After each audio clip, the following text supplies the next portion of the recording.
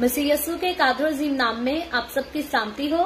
खुदावन के कलाम में से खरूज की किताब उसके 7वें बाब को सीखेंगे। इसके पहली आयत से लेकर 25वीं आयत तक यानी कि बाब के आखिर तक हम इस चैप्टर को पढ़ेंगे। सो मेरे साथ खोलें अपनी बाइबल मुकद्दस को और निकालें खरूज की किताब उसके 7वें बाब को। और इसकी पहली आयत से यूं लिखा है, फिर खुदावन ने मूसा से कहा, देख मैंने तुझे फिरौन के लिए गोया खुदा ठहराया और तेरा भाई हारून तेरा पैगंबर होगा। जो जो हुक्म मैं तुझे दूं सो तू कहना, और तेरा भाई हारून उसे फिरौन से कहे कि वो बनी इस्राएल को अपने मुल्क से जाने दे। और मैं फिरौन के दिल को सख्त करूंगा और अपने निशान और अजायब मुल्क मिस्र में कसरत से दिखाऊंगा। तो भी फिरौन तुम्हारी ना सुनेगा। तब मैं मिस्र को हाथ लगाऊंगा और उसे बड़ी बड़ी सजाएं देकर अपने लोगों को बनी इस्राएल के जत्थों को मुल्क मिस्र से निकाल लाऊंगा। और मैं जब मिस्र पर हाथ चलाऊंगा और बनी इस्राएल को उनमें से निकाल लाऊंगा, तब मिस्री जानेंगे कि मैं खुदावंद हूँ। मूसा और हारून ने जैसा खुदावंद ने उनको हुक्म दिया वैसा ही किया। और मूसा 80 बरस और हारून 83 बरस का था जब वो फिरौन से हम कलाम हुए। और खुदावंद ने मूसा और हारून से कहा कि जब फिरौन तुमको कहे कि अपना मौजज़ा दिखाओ, तो हारून से कहना कि अपनी लाठी को लेकर फिरौन के सामने डाल दे ताकि वो सांप बन जाए। और मूसा और हारून फिरौन के पास गए और उन्होंने खुदावंद के हुक्म के मुताबिक किया। और हारून ने अपनी लाठी फिरौन और उसके खादमों के सामने डाल दी और वो सांप बन गई। तब फिरौन ने भी दानाओं और जादूगरों को बुलवाया और मिस्र के जादूगरों ने भी जादू से ऐसा ही किया, क्योंकि उन्होंने भी अपनी अपनी लाठी सामने डाली और वो सांप बन गई। लेकिन हारून की लाठी उनकी लाठियों को निगल गई। और फिरौन का दिल सख्त हो गया और जैसा खुदावंद ने कह दिया था उसने उनकी ना सुनी। तब खुदावंद ने मूसा से कहा कि फिरौन का दिल मुतसिब है और इन लोगों को जाने नहीं देता। अब तू सुबह को फिरौन के पास जा, वो दरिया पर जाएगा, सो तू लबे दरिया उसकी मुलाकात के लिए खड़ा रहना। और जो लाठी सांप बन गई थी उसे हाथ में ले लेना और उससे कहना कि खुदावंद इब्रानियों के खुदा ने मुझे तेरे पास ये कहने को भेजा है कि मेरे लोगों को जाने दे ताकि वो बियाबान में मेरी इबादत करें। और अब तक तूने कुछ समायत नहीं की, बस खुदावंद यूं फरमाता है कि तू इसी से जान लेगा कि मैं खुदावंद हूँ। देख मैं अपने हाथ की लाठी को दरिया के पानी पर मारूंगा और वो खून बन जाएगा। और जो मछलियां दरिया में हैं मर जाएंगी और दरिया से तफन उठेगा और मिस्रियों को दरिया का पानी पीने से कराहियत होगी। और खुदावंद ने मूसा से कहा कि हारून से कह अपनी लाठी ले और मिस्र में जितना पानी है यानी दरियाओं और नहरों और झीलों और तालाबों पर अपना हाथ बढ़ा ताकि वो खून बन जाएं। और सारे मुल्क मिस्र में पत्थर और लकड़ी के बर्तनों में भी खून ही खून होगा। और मूसा और हारून ने खुदावंद के हुक्म के मुताबिक किया। उसने लाठी उठाकर उसे फिरौन और उसके खादमों के सामने दरिया के पानी पर मारा और दरिया का पानी सब खून हो गया और दरिया की मछलियां मर गईं और दरिया से तफन उठने लगा और मिस्री दरिया का पानी पी ना सके और तमाम मुल्क मिस्र में खून ही खून हो गया। तब मिस्र के जादूगरों ने भी अपने जादू से ऐसा ही किया, पर फिरौन का दिल सख्त हो गया और जैसा खुदावंद ने कह दिया था उसने उनकी ना सुनी। और फिरौन लौटकर अपने घर चला गया और उसके दिल पर कुछ असर ना हुआ। और सब मिस्रियों ने दरिया के आसपास पीने के पानी के लिए कुएं खोद डाले, क्योंकि वो दरिया का पानी नहीं पी सकते थे। और जब से खुदावंद ने दरिया को मारा उसके बाद 7 दिन गुजरे। खुदावंद के पाक कलाम पढ़े और सुने जाने पर खुदावंद की बरकत हो। खुदावंद का शुक्र हो मेरे अजीजों। खुदावंद के कलाम में से खरूज की किताब उसके 7वें बाब को पढ़ा है और इसमें हमने खास चीज जो पड़ी है वो पहली आफत को, क्योंकि मिस्र में पड़ी जो खुदावंद की तरफ से आफतें नाजिल हुई थी कौम बनी इस्राएल को मिस्रियों के हाथ से छुड़ाने के लिए, वो आफतें जो है वो आज के दौर तक जो है इन आफतों को बहुत मशहूर समझा जाता है। मूसा की कहानी जो है یہ نہایت ہی مشہور ترین کہانی ہے اور صرف مسیحیت میں نہیں بلکہ دوسرے مذاہب کے لوگ بھی جو ہے وہ اس کہانی سے واقف ہیں اور اس کو بڑی دلچسپی کے ساتھ سنتے ہیں اور ان کی باتوں پر جو ہے وہ غور کرتے ہیں۔ تو خروج کی کتاب کی بات کریں یا بائبل مقدس میں سے پیدائش سے لے کر آخر تک مکاشفہ تک ساری ہی کتابیں جو ہے وہ امپورٹنٹ ہے، خاص ہے پڑھنے کے لیے، جاننے کے لیے، اور مجھے اور آپ کو ہمیں اپنی زندگی کو جو ہے وہ محفوظ رکھنے کے لیے ہمارے لیے بہت ضروری ہے کہ ہم ان کتابوں کو ٹھیک سے پڑھیں اور ان کو جو ہے وہ عمل میں بھی لا سکیں۔ تو پیدائش سے جب سے ہم نے خداوند کے کلام کو پڑھنا شروع کیا، اولڈ ٹیسٹمنٹ کو، تو ہم نے دیکھا کہ دنیا جو ہے وہ کس طرح سے خدا نے تخلیق کی اور کس طرح سے گناہ آیا، اور اب جب خدا نے اسرائیل کو چنا، قوم بنی اسرائیل کی صورت میں بنایا، تو پھر ہم دیکھتے ہیں کہ خدا کا سارا مقصد جو تھا وہ مجھے اور آپ کو ہمیں گناہوں کی غلامی سے جو ہے وہ آزاد کرانا تھا، اور یہی وجہ ہے انسان کی نجات کے لیے خدا جو ہے وہ اسرائیل پر مہربان تھا۔ خدا نے اسرائیل کو چنا تھا تاکہ میری اور آپ کی ہماری نجات کا جو ہے وہ بندوبست ہو سکے۔ تو جب خدا نے اسرائیل کو چنا، اس سے وعدہ کیا کہ میں جو ہوں تجھے برکت دوں گا، میں تیرے وسیلہ سے سارا کچھ کروں گا، عالم کے بادشاہ نبی جو ہے وہ سارے تیری نسل سے آئیں گے۔ تو ہم یہاں دیکھتے ہیں کہ اسی وعدے کو پورا کرنے کے لیے، اس سے پہلے کہ خدا کے وہ سارے وعدے عبرانیوں کی زندگیوں میں یعنی کہ قوم بنی اسرائیل کے لوگوں کی زندگیوں میں پورے ہوتے، خدا جو ہے ان کو مشکل ترین امتحان سے جو ہے وہ گزرنے دیتا ہے، لیکن یہاں ہم دیکھتے ہیں کہ ان کی مشکلات تو بہت زیادہ ہے، کثرت سے پائی جاتی ہیں، لیکن اب خدا جو کام کرتا ہے ان کو مشکلات سے چھڑانے کے لیے اور ان کے دشمنوں سے لڑنے کے لیے، ان کو ان کے دشمنوں سے نجات دلانے کے لیے، تو یہ جو کام خدا کرتا ہے یہ بہت ہی خوبصورتی کے ساتھ اور بڑے عجیب طریقے سے کرتا ہے، جو کہ انسان کی سوچ اور سمجھ سے جو ہے وہ مکمل طور پر باہر آتا ہے۔ اور ہم نے دیکھا کہ کس طرح سے خدا جو ہے وہ موسیٰ کو تیار کرتا ہے۔ پچھلے جو چیپٹرز ہم آلریڈی پڑھ چکے ہیں ان میں ہم نے دیکھا ہے کہ قوم بنی اسرائیل جو ہے وہ مصر میں رہتی ہے اور ان پر ظلم ہوتا ہے، ان پر تکلیفیں جو ہے وہ ڈھائی جاتی ہیں، ان کو سہنا پڑتا ہے جو کچھ مصری لوگ ان کے ساتھ کرتے ہیں، یا فرعون بادشاہ جو کچھ حکم دے دیتا ہے ان کو ان ساری مصیبتوں میں سے جو ہے وہ گزرنا پڑتا ہے، ان کا سامنا کرنا پڑتا ہے۔ تو ہم دیکھتے ہیں کہ خدا اپنے لوگوں کو دکھوں سے، مصیبتوں سے، اذیتوں سے بچانے کے لیے موسیٰ کو چنتا ہے۔ اب جیسے خدا نے اسرائیل کو چنا، اب خدا نے موسیٰ کو چنا، اور اب موسیٰ کے وسیلہ سے خدا کیا کرتا ہے کہ عبرانی قوم کو، بنی اسرائیلی قوم کو جو ہے وہ مصر کی غلامی سے آزاد کرانے کے لیے یہاں پر تیار کرتا ہے اور لے چلتا ہے، تاکہ یہ لوگ خدا کی طرف سے بولیں اور اس قوم کو جو ہے وہ چھڑانے کا کام کر سکیں۔ تو یہاں ہم دیکھتے ہیں کہ خدا کے حکم کے مطابق، جیسے ہم نے کل بھی سیکھا تھا کہ موسیٰ خدا کے حکم کو مانتا ہے، اور آج ہم آگے چل کے اسی سٹوری کو جو ہے کنٹینیو کرتے ہیں، کیونکہ بائبل مقدس میں ان ساری سٹوریز کو جو ہے وہ ہر چیپٹر میں کنٹینیو ہی رکھا گیا ہے۔ تو آج کے چیپٹر میں جب ہم نے اس کی پہلی آیت کو پڑھا تو میں اس کی پہلی آیت سے پڑھتی ہوں، لکھا ہے، پھر خداوند نے موسیٰ سے کہا، دیکھ میں نے تجھے فرعون کے لیے گویا خدا ٹھہرایا اور تیرا بھائی ہارون تیرا پیغمبر ہوگا۔ تو یہاں ہم دیکھتے ہیں کہ اس سے پہلے چھٹے چیپٹر کو جب ہم نے کل پڑھا تو وہ تو ساری سمری تھی پچھلے چیپٹرز کی، اور آج جب ہم دیکھتے ہیں تو جو 5واں چیپٹر ہم نے اینڈ کیا تھا، آج کا چیپٹر جو ہے وہ وہیں سے آگے شروع ہوتا ہے، کیونکہ موسیٰ جو ہے وہ خدا سے باتیں کرنے کے لیے جاتا ہے، خدا سے گلا شکوہ کرنے کے لیے جاتا ہے کہ تو نے ہمیں چنا، تو نے ہمیں فرعون کے پاس بھیجا، اور ہم فرعون کے پاس گئے۔ یہ وجہ ہے کہ فرعون نے جو ہے وہ قوم بنی اسرائیل کے لوگوں پر ظلم اور زیادہ کرنا شروع کیا ہے، اور خدا جو ہے جب موسیٰ کے ساتھ پھر دوبارہ سے باتیں کرتا ہے اور موسیٰ کو یقین دلاتا ہے کہ ان سارے کاموں کی وجہ سے، ان ساری برائیوں میں سے میں اپنے لوگوں کے لیے، اپنی قوم کے لوگوں کے لیے جو ہوں بھلائی پیدا کروں گا، اور ضرور اس قوم کو یہاں سے نکال کر وعدہ کی سرزمین میں لے جاؤں گا۔ تو اب ہم دیکھتے ہیں کہ یہاں ہم دیکھتے ہیں کہ خدا جو ہے وہ موسیٰ سے بڑی خوبصورت باتیں کرتا ہے، اور موسیٰ کو خدا یہاں تک کہتا ہے کہ دیکھ میں نے تجھے فرعون کے لیے گویا خدا ٹھہرایا ہے۔ تو یاد رکھیں یہاں پر خدا جو ہے وہ موسیٰ کو خدا کا نام دیتا ہے، خدا کا ورڈ دیتا ہے، لیکن یہاں پر خدا موسیٰ کو یہ نہیں کہتا کہ میں نے پوری دنیا پر تجھے اختیار دے دیا ہے، ساری دنیا کا خدا تو ہوگا، بلکہ صرف گویا فرعون کے لیے لکھا ہے۔ خدا کہتا ہے کہ میں نے تجھے خدا ٹھہرایا ہے، تو فرعون کے سامنے جو ہے وہ جا کر میری طرف سے باتیں کرے گا، جو کچھ تجھے میں کہوں گا تو وہی اپنے لبوں سے کرے گا، اور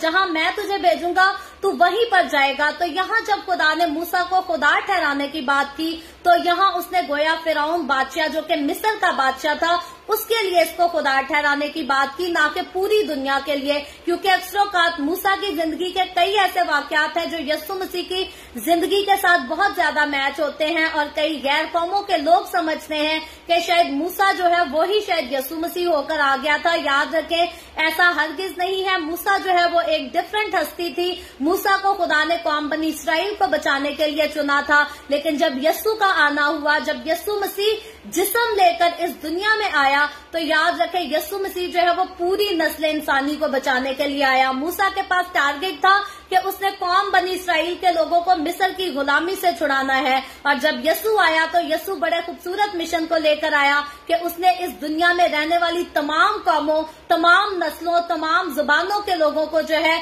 वो मौत से निकालकर जिंदगी में दाखिल करना है। तो याद रखें, मूसा के पास जो मिशन था वो भी छोटा नहीं था और बड़ा अच्छा, बड़ा खूबसूरत था, लेकिन यीशु के पास जो मिशन था वो और भी ज्यादा खूबसूरत और भी ज्यादा बड़ा था। और मूसा की तरफ जब हम देखते हैं तो मूसा ने भी इस मिशन को बड़ी खूबसूरती से पूरा किया, और जब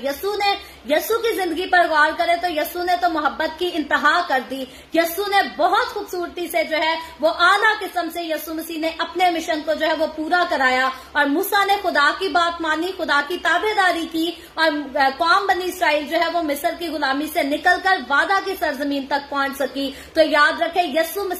जब यीशु मसीह ने अपने आप को जो है वो खाली कर दिया, अपनी खुदाई को अपने से जो है वो हटा दिया, दूर कर दिया, और मेरे और आपकी खातिर लानती मौत सलीब पर मर गया, तो याद रखें मुझे और आपको यीशु ने जो है वो इस दुनिया की मौत से, यानी कि आग और गंधक की झील से निकालकर हमें जिंदगी में दाखिल कर दिया है। तो याद रखें, मूसा में और यीशु मसीह में बहुत बड़ा फर्क है जो कि वाज़िया हमें नजर आता है, और हमें तमाम मसीही लोगों को, हमारे बच्चों को, हमारे बड़ों को, हमारे बुजुर्गों को इस फर्क का पता होना चाहिए, क्योंकि बहुत सारी कौमों के ऐसे लोग हैं जो समझते हैं कि शायद मूसा और यीशु में कोई फर्क नहीं, या शायद जो मूसा था वही यीशु था, और इसीलिए वो यीशु की अहमियत को जो है वो जानना पसंद नहीं करते, या जान भी लेते हैं तो उसकी हकारत करके उसको जो है वो टाल देते हैं। लेकिन अगर हम ओल्ड टेस्टामेंट से लेकर पूरे न्यू टेस्टामेंट को मुकम्मल तौर पर तरतीब से पढ़ लेते हैं तो फिर हकीकी तौर पर हम जान जाते हैं कि मूसा की जिंदगी और यीशु की जिंदगी, इनमें बहुत सारी चीजें हैं, बहुत सारी बातें हैं जो मिलती जुलती हैं, लेकिन मुकम्मल तौर पर ये डिफरेंट बातें हैं, डिफरेंट चीजें हैं, क्योंकि फिर बात वही आएगी कि मूसा जो है वो एक कौम को बचाता है, और जब यीशु आता है तो वो सारी कौमों को, सारे कबीलों को, सारी नस्लों को बचाकर जो है वो जिंदगी में दाखिल कर देता है। तो यहाँ जब खुदा ने मूसा को खुदा ठहराया तो उसने मूसा को नस्ल इंसानी के लिए नहीं बल्कि सिर्फ मिस्र के बादशाह फिरौन बादशाह के लिए खुदा ठहराया था। और उसके बाद खुदा मूसा से कहता है कि तेरा भाई हारून जो है वो तेरा पैगंबर होगा। तो अब हारून जो है वो मूसा को एक पैगंबर की सूरत में दिया गया, क्योंकि मूसा खुदा से बार बार इस बात का इजहार करता था कि मैं तो रुक रुक के बोलता हूँ, मैं ठीक तरह से बोल नहीं सकता, मैं किस तरह से दूसरों से जाकर बात करूंगा।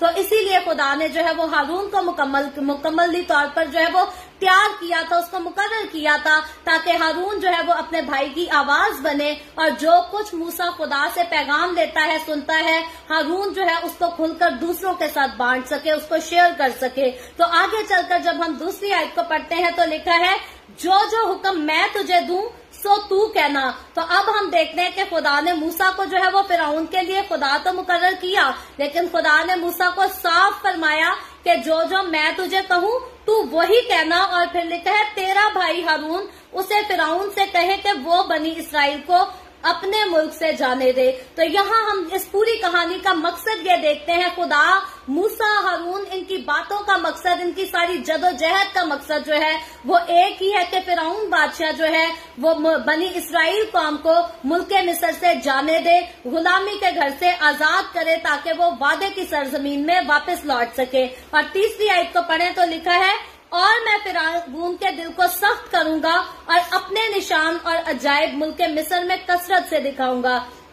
तो अब हम देखते हैं कि खुदावन का जो खास मकसद यहाँ ये था, खुदा कहता है कि तुम जाकर बात तो करना, जो मैं तुम्हें कहूंगा वही तुमने फिरौन से कहना है, लेकिन उसके बावजूद मैं फिरौन के दिल को जो हूँ मैं सख्त करूंगा और निशान और अजायब जो है मैं मुल्क मिस्र में कसरत से दिखाऊंगा। तो यहाँ मूसा और हारून से खुदा ने हरगिज नहीं कहा कि तुम जाना, मैं वहां पर एक निशान दिखाऊंगा और फिरौन बादशाह फौरन मान जाएगा और मेरी कौम के लोगों को जाने देगा, बल्कि खुदा ने कहा कि मैं कसरत के साथ जो है यानी कि बहुत सारे निशानों को दिखाऊंगा, अजीब कामों को दिखाऊंगा और फिर उसके बाद जो है कोई काम होगा। चौथी आयत में लिखा है, तो भी फिरौन तुम्हारी ना सुनेगा, तब मैं मिस्र को हाथ लगाऊंगा और उसे बड़ी बड़ी सजाएं देकर अपने लोगों बनी इसराइल के जत्थों को मुल्क मिस्र से निकाल लाऊंगा। तो अब हम देखते हैं अजायब की बात करता है खुदा और आफतों की बात करता है और फिर खुदा कहता है मैं उन्हें बड़ी बड़ी सजाएं देकर जो है फिर अपनी कौम को जो है वो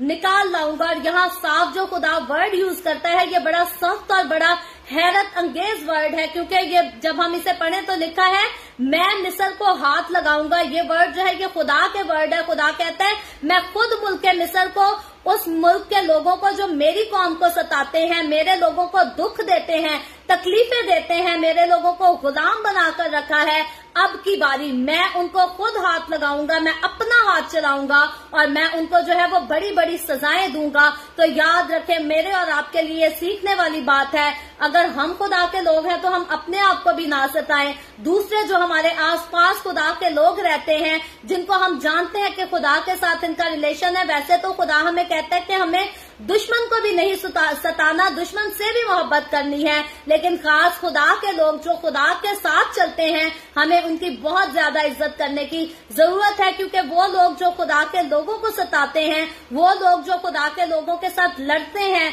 उनके ऊपर जुल्म करते हैं, याद रखे खुदा फिर वक्त का इंतजार करता है। खुदा अपने मुकर्रर वक्त पर अपना हाथ चलाता है और फिर बड़ी बड़ी सजाएं देकर ऐसे लोगों को खुदा मार गिराता है। तो इसी तरह तमाम वो लोग जो खुदा के कलाम की आवाज को सुनते हैं, जरूर है कि उनके दिलों में खुदा का खौफ हो, खुदा का डर हो और ना वो कभी अपनों को सताएं, ना बेगानों को सताएं, ना खुदा के साथ चलने वालों को सताएं और ना दुनियादार लोगों को सताएं, क्योंकि खुदावंद यस्सु जब आया तो वो मोहब्बत का पैगाम हर एक के लिए लेकर आया। यस्सु नफरत फैलाने नहीं आया, यस्सु कत्लो गारत करने नहीं आया और ना यस्सु ने मुझे और आपको हमें ऐसी तालीम दी है। इसीलिए खुदा के साथ चलते हुए हमें हर एक के साथ जो है वो मोहब्बत करना है, प्यार करना है और किसी पर जुल्म नहीं करना। और जुल्म करने वालों के लिए खुदा यहाँ कहता है कि मैं जो हूँ मैं अपना हाथ चलाऊंगा, क्योंकि ये मेरी कौम के लोगों को तंग करते हैं, मेरी कौम के जत्थों को ये सताते हैं और मैं अपना हाथ चलाऊंगा और अपनी कौम को जोरे बाजू बढ़ाकर जो है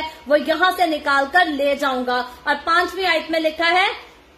और जब मैं मिस्र पर हाथ चलाऊंगा और बनी इसराइल को उनमें से निकाल लाऊंगा, तब मिस्री जानेंगे कि मैं खुदावंद हूँ। तो अब ये वो मिस्री लोग थे जो जिंदा खुदा यानी कि यहोवा खुदा की हकारत करते थे, उसको नाचीज जानते थे, ये उसको नहीं मानते थे, बल्कि इन्होंने अपने जो है माबूदों को मानते थे, अपने माबूदों की इबादत करते थे और खुदा को इस बात से जो है वो सख्त नफरत है। और यहाँ इसीलिए खुदा कहता है, खुदा इस बात पर भी दुख में है कि ये मेरी कौम के लोगों को सताते हैं और उनकी बुत परस्ती भी जो है वो भी खुदा को नहीं पसंद। और इसीलिए खुदा कहता है कि अब जब मैं इतने अजीब काम करूंगा और तब ये मिस्री लोग जानेंगे कि मैं ही खुदावंद हूँ, मैं ही इस दुनिया का खालिक और मैं ही इस दुनिया का मालिक हूँ, कोई दरिया नहीं है या कोई और माबूद नहीं हो सकता। तो 6ठी आयत में आगे लिखा है, मूसा और हारून ने जैसा खुदावंद ने उनको हुक्म दिया था वैसा ही किया। और 7वीं आयत में लिखा है, और मूसा 80 बरस और हारून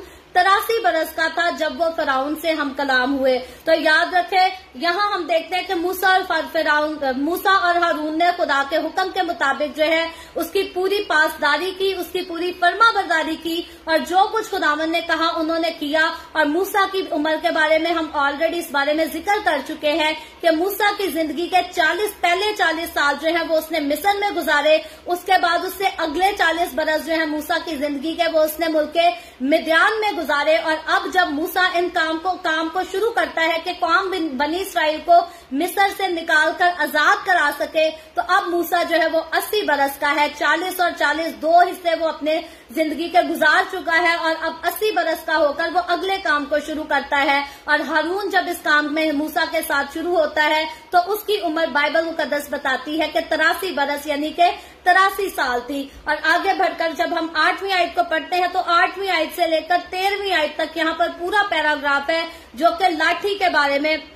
बयान करता है। तो लिखा है, और खुदावन ने मूसा से कहा कि जब फिरौन तुमको कहे कि अपना मुआजिजा दिखाओ तो हारून से कहना कि अपनी लाठी को लेकर फिरौन के सामने डाल दे ताकि वो सांप बन जाए। और 10वीं आयत में लिखा है, और मूसा और हारून फिरौन के पास गए और उन्होंने खुदावन के हुक्म के मुताबिक किया और हारून ने अपनी लाठी फिरौन और उसके खादमों के सामने डाल दी और वो सांप बन गई। तो अब हम देखते हैं कि यहाँ जिस तरह से खुदा ने, हमने देखा था पहले 4थे और 5वें चैप्टर में हमने पढ़ा था कि खुदा किस तरह से मूसा को जो है वो मुआजिजात का इख्तियार देता है, कुदरत बख्श देता है कि तू जाएगा और मुआजिजात जो है वो दिखाएगा। और अब खुदा के हुक्म के मुताबिक, क्योंकि खुदा ने तब लाठी की बात की थी और उसी टाइम खुदा ने जब मूसा से कहा था कि तू लाठी को फेंक दे तो वो लाठी उसी टाइम जो है वो सांप बन गई थी। और जब खुदा ने कहा था कि तू इसको पकड़ ले तो बिल्कुल ठीक जो है वो लाठी बन गई थी। तो अभी इसी तरह हम देखते हैं कि यहाँ खुदा के कहने के मुताबिक लाठी जो है, हारून की लाठी जो है वो फिरौन बादशाह के सामने डाल दी जाती है और खुदा के हुक्म से, खुदा की कुदरत के वसीला से ये लाठी जो है ये सांप बन जाती है। और आगे 11वीं आयत में लिखा है, तब फिरौन ने भी दानाओं और जादूगरों को बुलाया और मिस्र के जादूगरों ने भी अपने जादू से ऐसा ही किया। और 12वीं और 13वीं आयत में लिखा है, क्योंकि उन्होंने भी अपनी अपनी लाठी सामने डाली और वो सांप बन गई, लेकिन हारून की लाठी उनकी लाठियों को निगल गई। और फिर आगे 13वीं आयत में लिखा है, और फिरौन का दिल सख्त हो गया और जैसा खुदावन ने कह दिया था उसने उनकी ना सुनी। तो यहाँ पर जब लाठी वाली बात आती है कि लाठी का मुआजिजा जो है मूसा जब दिखाता है, तो याद रखे बाइबल मुकद्दस के जो उलमा दीन है, जो स्कॉलर है, वो इसके बारे में जो है वो मुख्तलिफ किस्म की राय पेश करते हैं। लेकिन याद रखे खुदा ने ये खास मुआजिजा जो है ये फिरौन को अपनी कुदरत दिखाने के लिए किया था, लेकिन फिरौन उसके दिल में जो है वो शरारत भरी थी।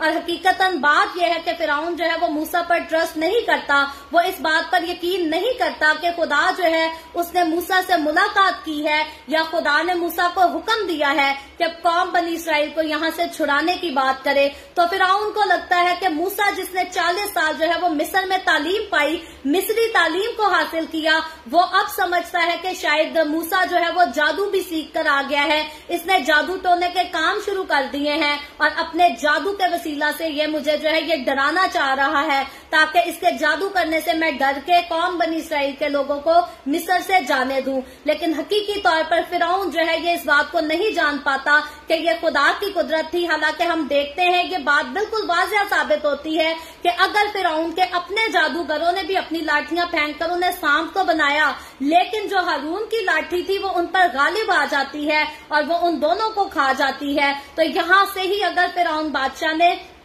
खुदा पर यकीन करना होता, खुदा को मानना होता, तो ये बात जो है फिरौन के लिए बहुत आसान थी। वो इस मामले में समझ सकता था कि मूसा जो बात करता है वो खुदा की तरफ से करता है। लेकिन क्योंकि खुदा ने कहा था कि मैंने अभी और भी अजायब दिखाने हैं, अभी और भी बहुत कुछ करना है, क्योंकि खुदा मुल्क मिस्र के लोगों को, खुदा फिरौन बादशाह को सिर्फ एक सजा नहीं बल्कि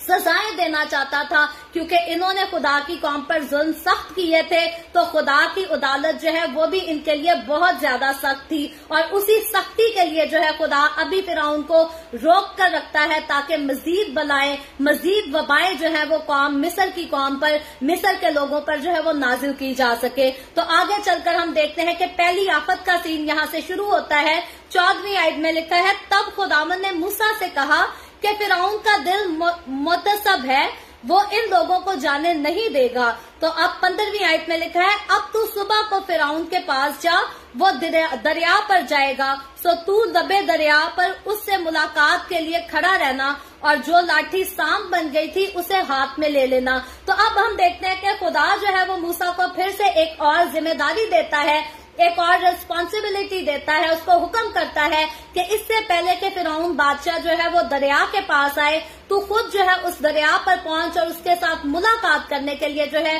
وہ تیار رہے، اور اپنی لاٹھی جو ہے جس کے وسیلہ سے میں نے تجھے معجزات کا اختیار دیا ہے، اس کو اپنے ساتھ رکھنا، اپنے ہاتھ میں رکھنا۔ اور اب 16ویں آیت میں آگے چل کر لکھا ہے، خدا کہتا ہے کہ اس سے کہنا کہ خداوند عبرانیوں کے خدا نے مجھے تیرے پاس یہ کہنے کو بھیجا ہے کہ جب میرے لوگوں کو جانے دے تاکہ وہ بیابان میں میری عبادت کریں، اور اب تک تو نے کچھ سماعت نہیں کی۔ پھر آگے 17ویں آیت میں لکھا ہے، پس خداوند یوں فرماتا ہے کہ تو اسی سے جان لے گا کہ میں خداوند ہوں، دیکھ میں اپنے ہاتھ کی لاٹھی کو دریا کے پانی پر ماروں گا اور وہ خون بن جائے گا۔ تو اب ہم دیکھتے ہیں کہ دریا کو جب خون بنانے کی یہ جو ہے یہ بالکل پہلی آفت ہے جو ملک مصر پر جو ہے مصری لوگوں پر جو ہے وہ نازل کی گئی۔ تو یہاں پر خدا جو ہے وہ موسیٰ کو حکم یہ دیتا ہے کہ اس سے پہلے کہ فرعون بادشاہ دریا پر پہنچے تو خود دریا پر جو ہے وہ پہنچ جانا، اور اگر خدا نے صرف دریا کو خون ہی بنانا ہوتا تو یہ کام جو ہے خدا جو ہے وہ فرعون بادشاہ کے اس دریا کے پاس جو ہے وہ پہنچنے سے پہلے ہی کر سکتا تھا۔ جہاں خدا نے کہا فرعون کے آنے سے پہلے پہنچ جا، وہاں خدا یہ بھی کہہ سکتا تھا کہ اس سے پہلے فرعون یہاں پہنچے یہ دریا جو ہے وہ خون بن جائے۔ لیکن یہاں بات یہ تھی کہ خدا نے فرعون کی آنکھوں کو اپنی قدرت دکھانی تھی، اپنے جلالی کام، وہ کام جو اور کوئی کرنے کے لائق نہیں تھا، خدا نے فرعون کو خود کر کے دکھانے تھے تاکہ فرعون جانے کہ خدا کی قدرت جو ہے وہ کون کون سے کام کر سکتے ہیں۔ اور پھر ہم دیکھتے ہیں کہ اس پہلی آفت کے لیے دریائے نیل کا انتخاب کیوں ہوا، اسی دریا کا خدا نے انتخاب کیوں کیا کہ اس دریا کو جو ہے وہ خون بنایا جائے۔ تو یہاں خاص بات جو جاننے والی یہ ہے کہ وہ دریائے نیل جو تھا وہ مصر کے لیے بڑا فائدہ مند دریا تھا، اور مصری لوگ جو ہے وہ اس دریائے نیل کو بڑا مانتے تھے، اور وہ سمجھتے یہ تھے کہ ملک مصر میں جو کچھ ہے وہ اسی کی وجہ سے ہے، اسی کی دین سے ہے، اور خدا کی خدائی کو وہ بھول چکے تھے۔ ان کو یہ نہیں پتا تھا کہ آسمان اور زمین کا خالق اور مالک جو ہے وہ دریائے نیل نہیں بلکہ حقیقتاً یہوہ خدا ہے، وہ یہوہ خدا جس کو قوم بنی اسرائیل کے لوگ مانتے ہیں، جس پر قوم بنی اسرائیل کے لوگ جو ہے وہ یقین رکھتے ہیں، وہی خالق ہے، وہی مالک ہے۔ اور یہاں ہم دیکھتے ہیں کہ جس دریا کی یہ لوگ پوجا کیا کرتے تھے اسی دریا کو خدا جو ہے وہ خون میں تبدیل کر دینے کی بات کرتا ہے، اور صرف بات نہیں بلکہ خدا اس کو کر کے دکھاتا ہے، کیونکہ 18ویں آیت کو جب آگے پڑھے تو لکھا ہے، اور جو مچھلیاں دریا میں ہیں مر جائیں گی۔ یہ بات بھی جو ہے وہ موسیٰ فرعون کو بتاتا ہے، اور لکھا ہے اور دریا سے طوفان اٹھے گا اور مصریوں کو دریا کا پانی پینے سے کراہیت ہوگی۔ تو فرعون بادشاہ کو ان ساری باتوں کا جو ہے وہ پہلے ہی بتا دیا گیا کہ اگر تو خدا کی بات نہیں مانے گا، اگر تو قوم بنی اسرائیل کے لوگوں کو جانے نہیں دے گا تو تیرے ساتھ یہ کیا جائے گا، اور صرف تو نہیں بلکہ تیری قوم کے سارے لوگ، تیرے ملک کے سارے لوگ جو ہے اس آفت کے وسیلہ سے ان کو بھگتنا پڑے گا، مصیبت سہنی پڑے گی۔ اور 19ویں آیت میں لکھا ہے، اور خداوند نے موسیٰ سے کہا کہ ہارون سے کہہ کے اپنی لاٹھی لے اور مصر میں جتنا پانی ہے، دریاؤں اور نہروں اور جھیلوں اور تالابوں پر اپنا ہاتھ بڑھا تاکہ وہ خون بن جائیں، اور سارے ملک مصر میں پتھر اور لکڑی کے برتنوں میں بھی خون ہی خون ہوگا۔ تو اب ہم دیکھتے ہیں کہ خدا نے یہ جو سزا تجویز کی، جو کہ پہلی سزا اور پہلی آفت تھی قوم مصر کے لوگوں کے لیے، یہ جو ہے یہ نہایت ہی ہولناک سزا تھی، بڑی عجیب سزا تھی، کیونکہ میں اور آپ آج ہم جس دنیا میں رہتے ہیں، اگر ہمارے گھر کے برتنوں میں پڑی چائے یا پانی یا کعوہ یہ چیزیں ساری خون بن جائے تو ہم کہاں جائیں گے؟ اور یہ صرف ہولناک نہیں بلکہ یہ خوفناک بھی تھی، کیونکہ خون کو دیکھ کر ہمیشہ انسان جو ہے وہ خوف زدہ ہو جاتا ہے، اور انسان یہی سے جان لیتا ہے کہ شاید کسی کی موت ہوئی ہے، شاید کسی کا قتل ہوا ہے، کسی کا خون بہایا گیا ہے تو خون جو ہے وہ آیا ہے۔ تو یہ آفت، جب اس آفت کا خدا نے اعلان کیا تو مصر کے لوگوں کے لیے اس آفت کو جھیلنا، اس کو سہنا، اس کو تصور کرنا جو ہے یہ بہت مشکل کام تھا۔ لیکن اس سے پہلے کہ اس آفت کو لایا جاتا، خدا نے جو ہے وہ فرعون بادشاہ کو وارن کیا تھا، اس کو بتایا تھا کہ میری قوم کے لوگوں کو جانے دے، ادروائز تیرے ساتھ اور تیری قوم کے لوگوں کے ساتھ یہ ہوگا۔ لیکن ہم دیکھتے ہیں کہ جس طرح سے فرعون سخت دل تھا، آج بھی بہت سارے لوگ ایسے ہی ہیں۔ کئی بار خادم ان سے کہتے ہیں کہ بیٹا ایمان لے آؤ، خداوند کے ساتھ چلو، خداوند کو اپنی زندگی دے دو، ورنہ نقصان اٹھاؤ گے، ورنہ مصیبتوں کو دیکھو گے۔ لیکن آج بھی بہت سارے ایسے سنگ دل لوگ ہیں، سخت دل اپنے پاس رکھتے ہیں، وہ توبہ کی طرف نہیں آنا چاہتے، خدا کے گھر کی طرف نہیں آنا چاہتے، بلکہ غلط محفلوں کی طرف ان کو جتنا مرضی لے جاؤ وہ ہنس کر جائیں گے۔ لیکن اگر انہیں کبھی دعا کے لیے دعوت دے دی جائے تو ان کو موت پڑ جاتی ہے کہ کیوں ہمیں دعا کے لیے بھی کیوں کہہ دیا گیا۔ تو یاد رکھے وہ لوگ جو فرعون کی طرح جن کے دل سخت ہو جاتے ہیں، وہ اپنی زندگی میں اس بات کو جان لے، سمجھ لیں، مان لیں کہ جس طرح سے خدا نے فرعون کی عدالت کی،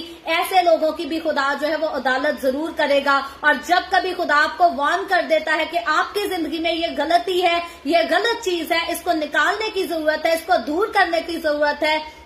تو ہمیشہ خدا کی بات ماننے والے بنے۔ ہمیشہ اس بات کو یاد رکھے کہ ہمیں فرعون جیسا نہیں بننا، بلکہ ہمیں جو ہے وہ خدا کی طرف آ جانا ہے۔ میں ہمیشہ دو لوگوں کی جو ہے وہ مثالیں لیتی ہوں۔ ایک فرعون آدمی ہے جو لوگوں پر ظلم کیا کرتا تھا، اور نیو ٹیسٹمنٹ میں اگر ہم دیکھیں تو پولس رسول ایک ایسا آدمی ہے جو مسیح کے لوگوں کو ستایا کرتا تھا، ظلم کیا کرتا تھا۔ اور ان دونوں لوگوں کی جب زندگیوں پر، شخصیت پر ہم غور کریں تو فرعون وہ ہے جس کا دل سخت تھا اور خدا کو نہیں ماننا چاہتا تھا، خدا کی طرف نہیں آنا چاہتا تھا، تو اس کا انجام جو ہے وہ بہت خطرناک ہوا۔ اور پولس رسول کا اگر ہم انجام دیکھیں، جب وہ یسوع کو جان لیتا ہے اور یسوع کے پاس آ جاتا ہے، اپنا آپ یسوع کو دے دیتا ہے، تو پولس رسول ہم دیکھیں تو آج بھی ہماری دنیا میں بھی جو ہے وہ ایک مشہور ترین انسان ہے، اور اس نے خدا کا کام جو ہے وہ بہت زیادہ کیا۔ اور اگر ہم بائبل مقدس میں، نیو ٹیسٹمنٹ میں جا کر سب سے زیادہ خطوط دیکھیں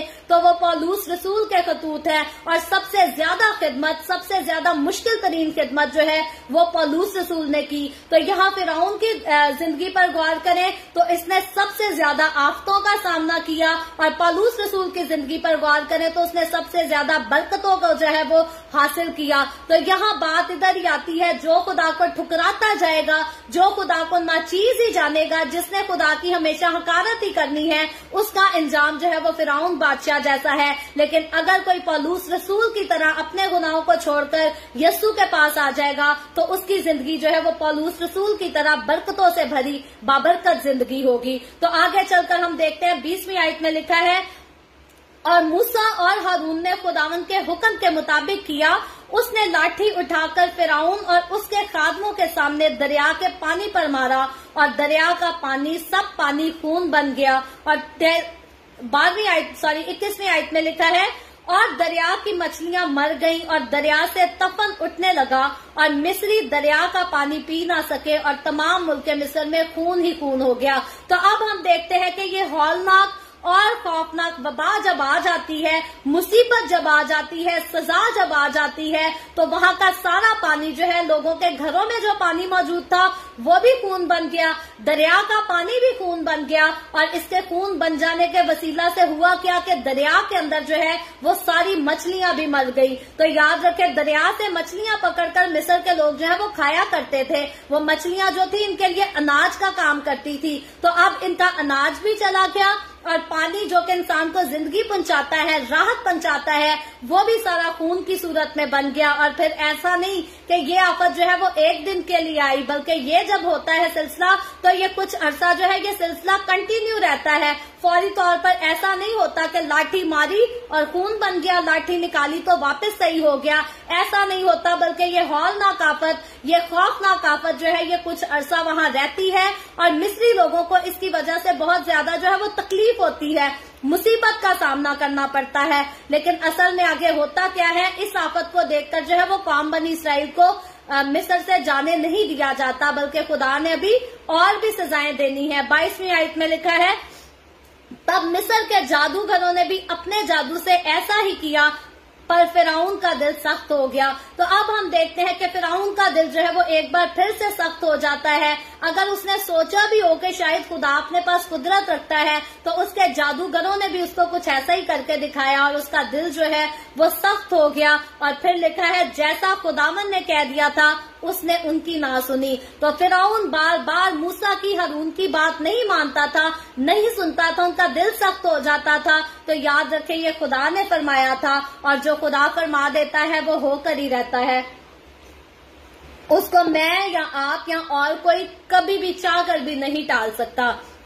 तो आगे 23वीं आयत में लिखा है, और फिरौन लौटकर अपने घर चला गया और उसके दिल पर कुछ असर ना हुआ। तो अब हम फिरौन की संग दिली पर गौर करते हैं कि वो लौटकर जो है वो अपने घर चला जाता है, लेकिन उसके दिल पर किसी किस्म का कोई जो है वो असर नहीं होता, कोई तब्दीली नहीं आती। और 24वीं आयत में लिखा है, और सब मिस्रियों ने दरिया के आसपास पीने के पानी के लिए कुएं खोद डाले, क्योंकि वो दरिया का पानी नहीं पी सकते थे। तो यहाँ जब हम 24वीं आयत को पढ़ते हैं तो यहाँ पर साफ ये बात हमें समझ आती है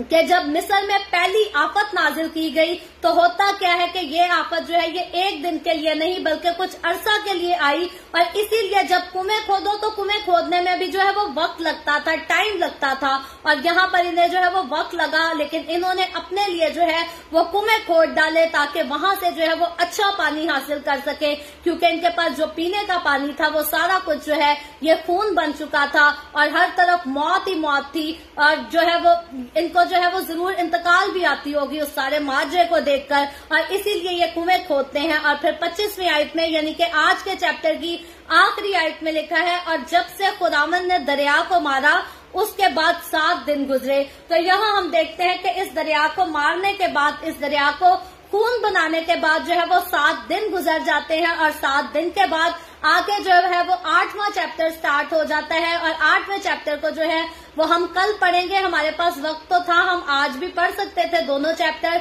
लेकिन बेहतर है कि हम उतना सीखें जितना हम याद रख सकें और हमें समझ आ सके। सो आज हमने सिर्फ 7वें चैप्टर को सीखा है, कल हम 8वें चैप्टर को सीखेंगे। और अब जो है ये वबाओं का शुरू हो चुका है, और वबाएं जो आई, जो आफतें नाजिल हुई, याद रखें मुल्क मिस्र पर टोटल 10 आफतें नाजिल हुई, और आज जो हमने आफत पढ़ी ये 10 में से जो है वो आज सिर्फ पहली थी, ये एक थी। इसके बाद 9 सजाएं, 9 आफतें, 9 वबाएं जो है अभी आने वाली हैं, और जिस तरह से ये खतरनाक थी आगे चलकर मजीद जो है मुल्क मिस्र के लिए जो है हालात आगे और खतरनाक ही होते चले जाएंगे, और खुदा अपना जलाली हाथ बढ़ाकर इस कौम को हराकर, इस कौम को जो है वो शिकस्त देकर अपनी कौम के लोगों को यहाँ से निकालकर जो है वो वादा की सरजमीन में वापस ले जाएगा। और मुझे और आपको, हमें भी ये बात समझनी चाहिए,